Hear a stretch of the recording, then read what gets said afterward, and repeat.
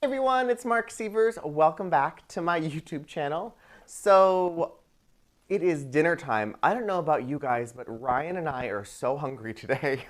We've eaten like 1,900 times, it seems like, but we cannot wait for dinner. So tonight I am continuing with my recipe series, Corner Store, and tonight it is Corner Store enchiladas. So and cheers to anybody out there that's having a little libation as you're watching from home. I can see Sue. Hi, Sue.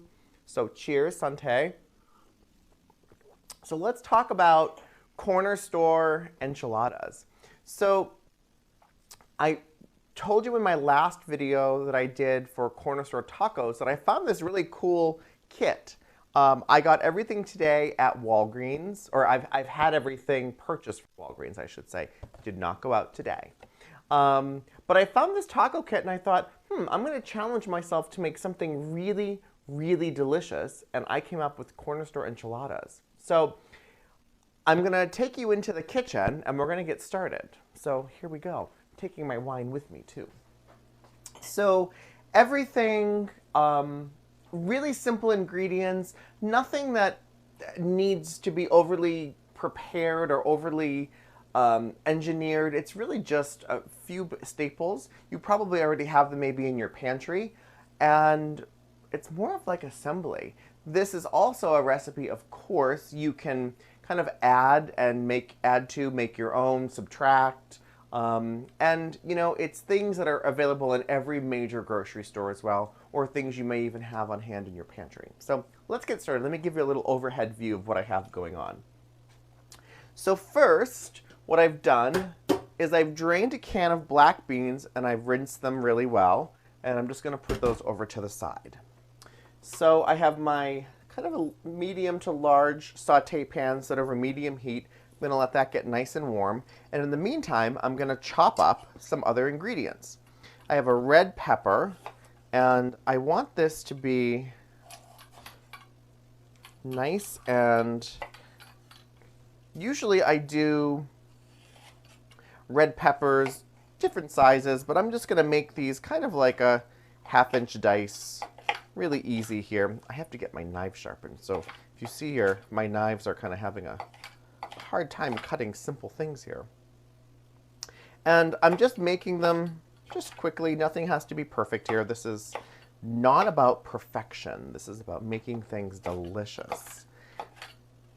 If you can't find red pepper, you could do green pepper, yellow pepper, orange pepper.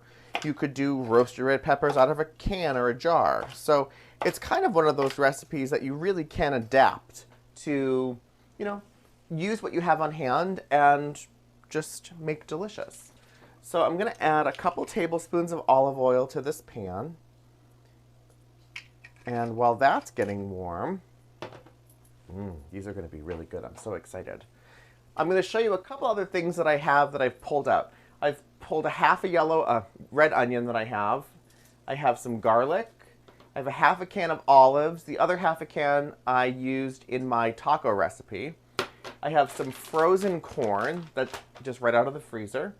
I have a can of green chilies, some store-bought salsa, and a lemon. I said that last time too on the taco video. I kept on calling my limes lemons. I don't know why. But let's get this. I can smell the oil. Let's get this into the olive oil. Get that sauteing. This is over medium heat. And then for my red onion, I'm just going to take the peel off. I always take the peel and the first layer or two off of the onion. Sometimes I find that that kind of outer layer can be a little tough. It just depends on how long your onions have been, I think, sitting around. So, and then I want this to also be about the same size as the red peppers. So I'm taking the onion, I'm putting it flat on my board, taking my somewhat sharp knife, and I'm going to press my palm against the onion, and I'm just going to make some nice slices right through the onion. And what that's going to do is allow me to then do a few cuts this way and then go across. And this gives me perfectly diced onions every time. You can do that. You can make those cuts as far or as, apart or as close as you'd like. But that's going to be excellent. You can hear these sizzling away. And I'm going to also put in my red onion. And then we're going to add a little bit of salt, some pepper.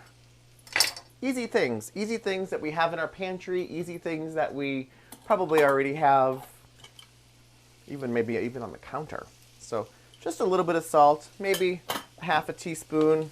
Same with black pepper, freshly cracked black pepper. If you guys are all at home perfecting your cooking skills, which I hope you are, use my hashtag, keep calm, carry on, and learn how to cook. I think it's a fun hashtag, and on Instagram kind of says really everything. And if you're looking to add some new kind of essential kitchen tools to your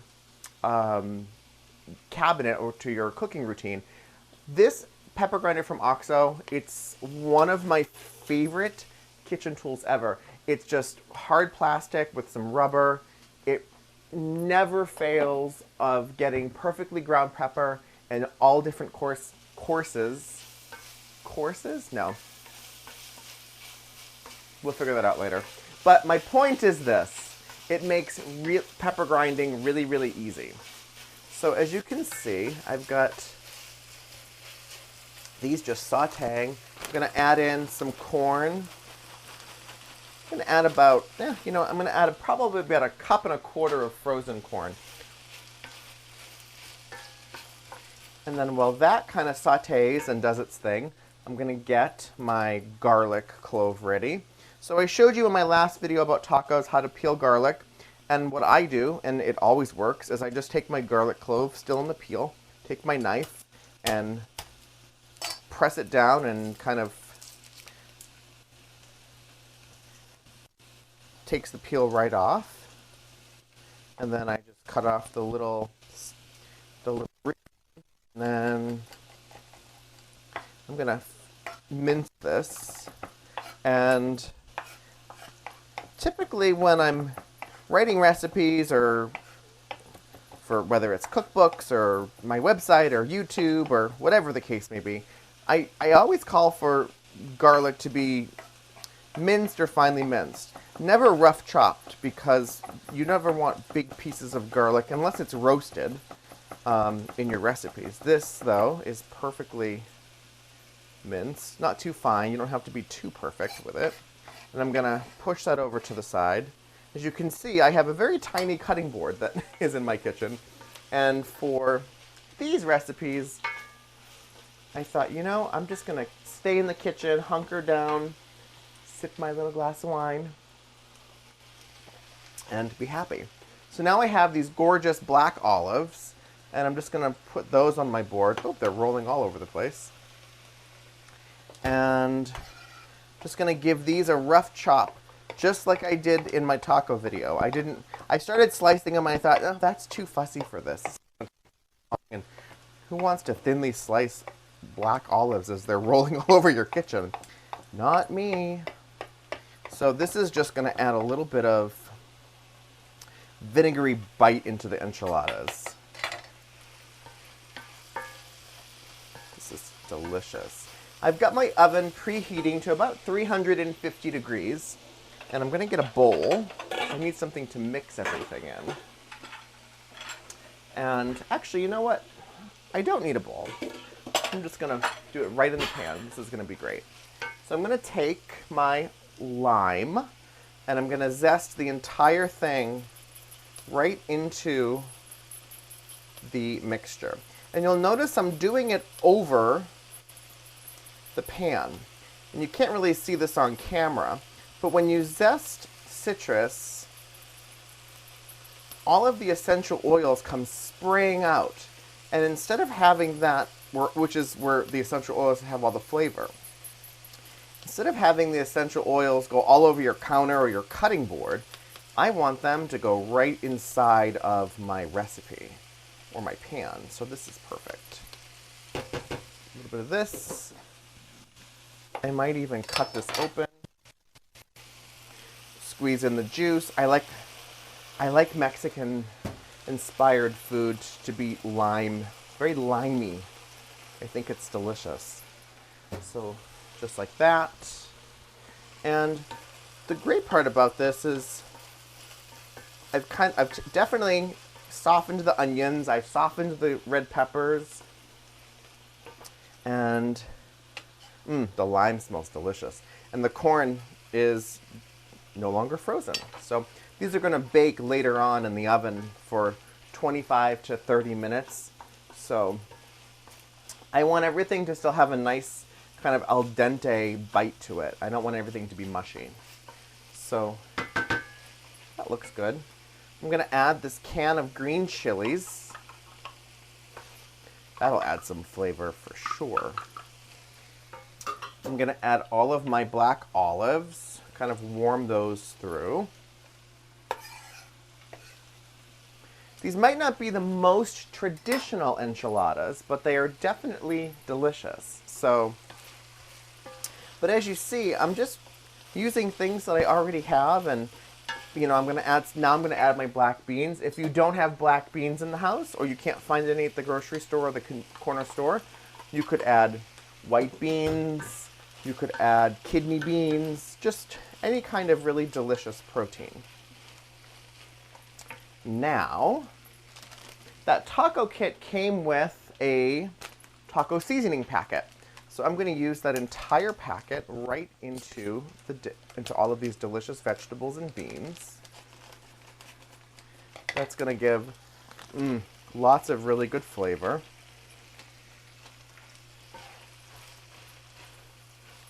Look how easy this is. And I'm going to add a little bit of salsa. Perfect. Maybe about a half a cup of salsa, just to give a little bit of moisture to this, to help that seasoning spread around. Oh, it smells so good.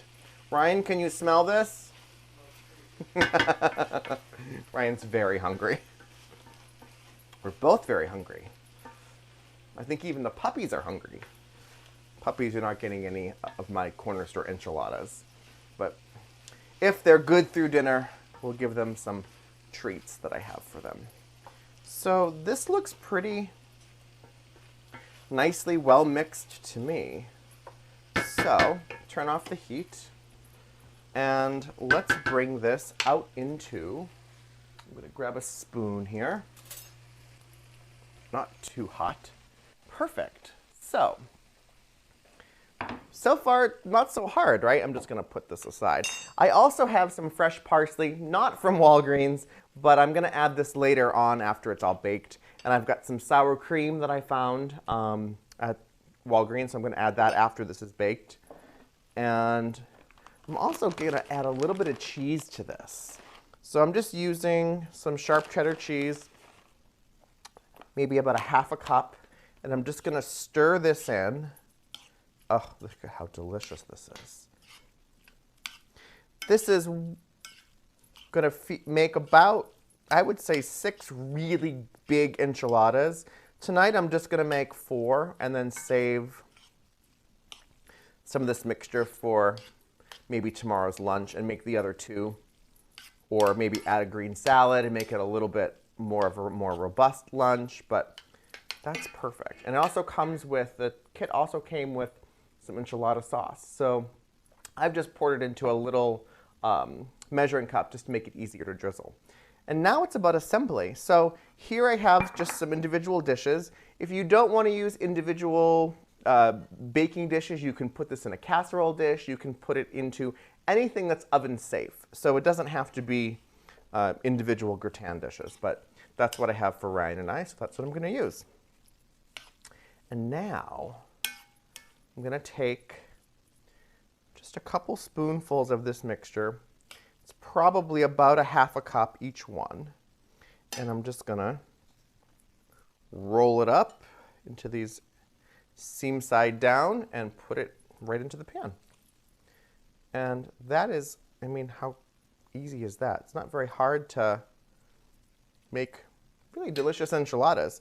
And of course, if, you know, this is a great, like I said, this is a great base recipe to make maybe, so when the farmers markets open this spring and summer, you could add all kinds of fresh vegetables, but I think for today, these are going to be really good. So I'm just going to show you.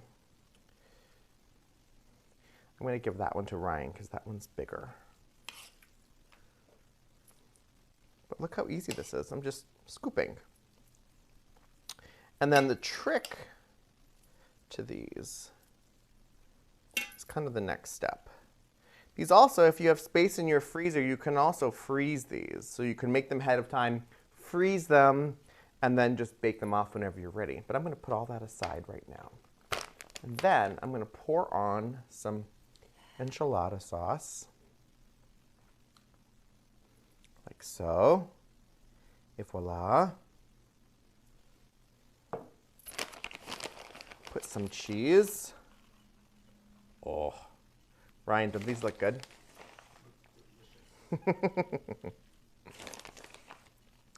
And then I'm going to put maybe a little bit more filling, not too much, but I'm just going to sprinkle a little bit of this across the top.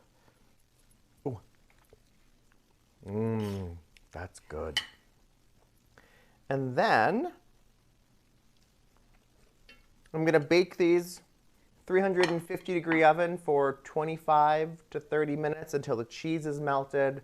The outside of the tortilla shell is nice and kind of crispy, and the kind of the bean mix is nice and hot throughout and bubbly. So I hope you guys found this video to be helpful in staying in place right now and using what you have in your pantry. If you do have to run out to the store to grab some things later on down the road, grab a handful of these ingredients and make my corner store enchiladas at home. So, oh, we have a question. Yes, so we've had a little conversation around the wine that you're drinking, which I believe is a white Burgundy, and what's the best thing to pair. So I am drinking a white Burgundy. It is from Louis Jadot. And Louis Jadot. It's one of my favorite kind of like great price, middle of the road price point for wines. You can get it at the grocery store. And I pair everything with white Burgundy. I tend to drink more white wine and rosé all year round. So for me, I love white Burgundy with spicy food. These aren't so spicy, but I'm going to add some. I'll probably add on mine some pickled jalapenos to it, maybe a little bit of Tabasco.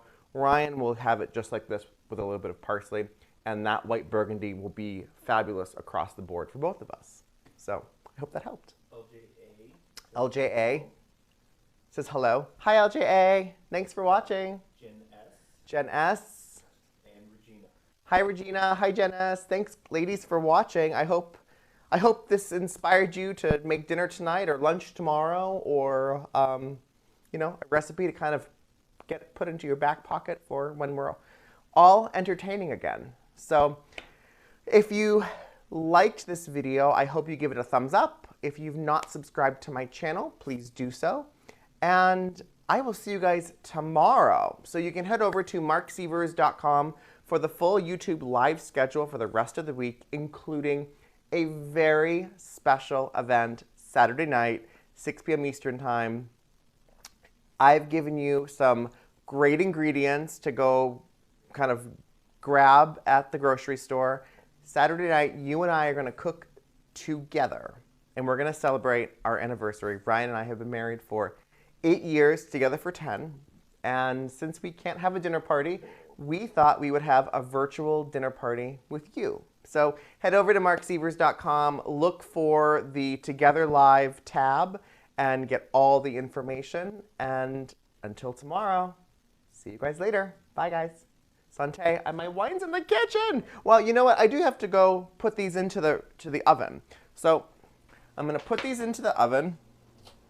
Oh, that's a hot oven.